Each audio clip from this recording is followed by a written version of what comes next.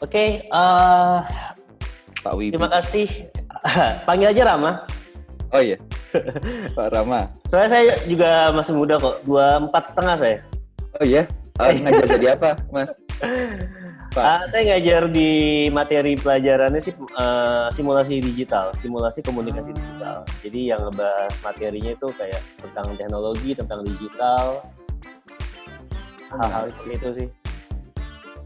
Dulu kan SMK-nya di SMK ya di ke-13. SMK-nya di ke-13. Itu SMK-nya apa aja tuh, Mas, penjurusannya? Ada TKJ, Oke. terus ada otomotif, ada akuntansi, terus ada administrasi perkantoran. Oke. Gitu. Dan saya ngajar keempat keahlian itu sih. Waduh, mantul. Oke. Siap. Kita mulai. Terima kasih Mas Faiz Gifari buat obrolan santai kita siang ini. Untuk kalian yang belum kenal Muhammad Faiz Gifari, siapa Faiz Gifari ini? Nah, Muhammad Faiz Gifari ini lulusan dari SMA Insan Cendekia ya. Betul. Tahun 2012-2013. Betul, 2012. Iya. Terus masuk ke ITB itu lewat jalur apa tuh, Mas Faiz? Jalur tulis. Zaman dulu namanya SBMPTN. Oh, SNMPTN. Itu langsung lolos gitu ya? Jurusan waktu apa? Itu kalau di ITB kan modelnya fakultas, Mas. Jadi masuknya FTI, Fakultas Teknologi Industri. Oh, teknologi industri. Mas Faiz, aku mau tanya-tanya soal yang pertama kali aku bisa masuk Enter Singapura sih, Mas? Oh, Enter Singapura. Jadi emang dulu dari zaman kuliah emang udah suka bikin startup. Sejauh ini udah berapa lama Bubayas berdiri, Mas Faiz? Berarti kita didirikan di Singapura sih sebenarnya pertama kali private limited. Ya sih saya bukan aja sih. Jadi kayak private limited. Setelah dihujat saya nanti private limited kayak sekitar Juni, Februari, Maret. Juni Maret, tapi kemudian kita bikin PT di Indonesia itu sekitar Juli gitu. Dan itu konsepnya pertama kali, oke, gue pengen bikin Bubayas itu kenapa? Karena waktu itu terutama dari istri sih, karena beliau backgroundnya di food science atau kalau di mikrobiologi, tapi penjurusan lebihnya ke food science gitu kan. Dan ngelihat kayak ada isu stunting gitu, isu stunting yang cukup besar di Indonesia gitu, kayak datanya satu dari berapa sih kemarin, satu dari 5 ya kalau nggak salah, itu terkena stunting anak Indonesia gitu. Jadi kita coba untuk solve problem tersebut. Responnya sendiri gimana, Mas, dari Bubayas nih? Responnya sendiri sebenarnya ibu-ibu merasa terbantu dan kayak kita terus growing terus gitu. Jadi sekarang kita udah cover Jabodetabek masih Jabodetabek aja. Tapi banyak yang minta keluar Jakarta dan keluar pulau, tapi kita sekarang belum bisa sih. Karena itu kan perlu teknik preservasi yang lebih advance lagi. Yes. Gitu. Karena kan makanan bayi sendiri kan lebih cepat untuk basi ya kalau memang. Betul Mas Rama. Karena kan di situ dicampur-campur ya makanan bayi itu gitu. Jadi ada potensi untuk cross contamination yang itu ada daging, ada sayur. Nah, itu bisa bikin basinya lebih cepat. Jadi emang betul. Berarti WhatsApp itu dulu, terus Bubayas masuk ke yang namanya Kusyuk. Kusyuk sendiri ini apa sih yang ngebedain antara Kusyuk dengan aplikasi-aplikasi Ramadan sejenis sih, Mas? Oke. Kalau Kusyuk sendiri ini sebenarnya sejujurnya untuk ini aku nggak terlalu banyak benchmarking, nggak terlalu banyak lihat kanan kiri gitu, karena ngelihat kayak akan ada bulan Ramadan, dimana di Ramadan ini bisa jadi kayak sebenarnya kan Ramadan ini bulan yang dinanti-nantikan untuk kaum Muslim gitu ya. Biasanya kita heboh gitu di bulan Ramadan gitu, tapi sekarang kan ada pandemi gitu. Nah, aku cuma mikir gimana caranya Ramadan itu bisa tetap semarak walaupun di rumah gitu. Makanya Kusyuk di rumah itu sih. Oke. Butuh driver itu tercetus kenapa? Oke. Jadi gini sih Mas Rama. Kalau butuh driver itu sebenarnya kayak concernnya udah cukup lama. Jadi aku ngelihat bahwa mitra itu kayak apa ya, kehidupannya kayak kurang adil gitu dibandingkan perusahaan, dibandingkan aplikator gitu. Kayak misalnya kalau kita lihat mitra yang pertama pun mereka hidupnya masih kayak gitu-gitu aja gitu. Belum bisa kayak naik ke kelas ekonomi yang lebih tinggi gitu. Kita coba bikin sebuah aplikasi, sederhana aja sebenarnya aplikasinya, tapi di sana mitra nggak usah dipotong 20-30%, jadi kayak 100% bisa untuk mitra gitu. Jadi ya at least ada pendapatan tambahan lah gitu.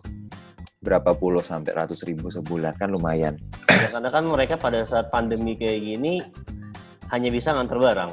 Betul. Nganter barang pun ada minimal harganya yang kita tahu gitu kan, nggak bisa dengan harga normal. Dan kalau pada saat dipotong lagi, yang pasti uang mereka juga akan makin habis. Betul, iya, betul Mas Rama. Jadi itu concernnya kenapa butuh driver itu akhirnya muncul ya. Betul itu Mas Rama. Nah terus sejauh ini gimana perkembangan butuh driver Mas Faiz? Sejauh ini kita udah ada lebih dari 9.000 user, udah ada kayak 3.000 driver yang daftar juga di aplikasinya. Terus apa lagi ya, kayak sehari itu biasanya ada kayak 200 unique user yang aktif gitu kalau metriknya. Oke. Nah yang terakhir adalah gratisin belajar. Di gratisin belajar ini konsepnya ini e-course atau e-learning sih? Nah kita ini sebenarnya pengen gabungin nggak, jadi nggak cuman kayak recorded doang, tapi kita juga ada live-nya dan yang lebih penting ada community-nya gitu. Jadi ada kayak bisa tanya jawab langsung, terus bisa kayak diskusi sama mentor segala macam. Menurut saya itu yang live kayak gitu lebih ini sih. They can build something ya kalau misalkan ada komunitasnya kan? Ya, dan kita juga berusaha project based Mas. Jadi kayak terinspirasi juga sih dari kawan-kawan SMK yang maksudnya tepat guna gitu ya, skill set-nya gitu. Kita bikin kayak gitu juga gitu. Jadi apa yang kita ajarkan di Gratisin Belajar itu tepat guna dan langsung bisa ada aplikasinya gitu, project-nya gitu. Saya juga maksudnya anak SMK sebenarnya kan punya skill kan ya. Iya, skill set yang maksudnya udah spesifik gitu dan bisa langsung diaplikasikan di industri gitu ya. Gitu, dan sayangnya masyarakat sekarang itu masih ngelihat bahwa harus SMA atau bahkan harus S1 gitu. Padahal kan yang lebih penting adalah mereka itu bisa melakukan apa dengan skill set yang mereka punya kan gitu. Yes, betul. Itu juga salah satu ini juga sih Mas. Jadi harapannya di Gratisin Belajar ini kita bisa lebih menonjolkan mereka kita tuh bisa apa gitu daripada hal-hal yang kayak signal doang gitu, kayak ijazah itu kan sebenarnya kayak signal gitu ya bahwa mereka itu punya skill gitu. Tapi kan kalau misalnya kita udah bisa tahu kalau mereka punya skill, itu kan yang lebih penting. Iya. Berarti dari kacamata Mas Faiz, anak-anak SMK seharusnya bisa ya bikin startup ya? Bisa banget sih menurut saya sih. Terus kenapa mereka sekarang jarang banget dilihat kalau dari sisi Mas Faiz? Apa yang bikin mereka kurang? Bukan kayaknya mindsetnya, mungkin kita agak shift deh Mas Rama. Oke.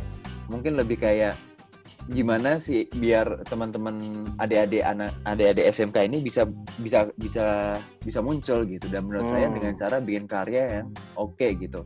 Karena kalau misalnya kita udah berkarya, orang itu nggak akan lihat kita itu backgroundnya apa gitu, tapi ngelihat dari manfaat dari karya tersebut, ya nggak sih Mas gitu. Sip. Bisa sambil simpel, benar. Kalau kita udah berkarya, orang nggak akan lihat background kita apa, tapi karya itu bisa berguna buat orang banyak. Betul. Dan menurut saya jangan kecil hati sih anak SMK, karena anak SMK itu keren banget gitu. Apa sih yang bikin mereka tuh tertarik buat bikin startup? Oke. Karena dengan bikin startup, kita bisa solving problem sih, itu sih. Yes, satu ya. Itu solving problem, karena startup itu basically tentang solving problem gitu. Kan sebenarnya hakikat dari pendidikan itu memanusiakan manusia ya. Betul, dan menurut saya sih manusia yang paling manusia adalah yang bermanfaat bagi sekitarnya gitu, yang menyelesaikan masalah, yang jadi problem solver gitu.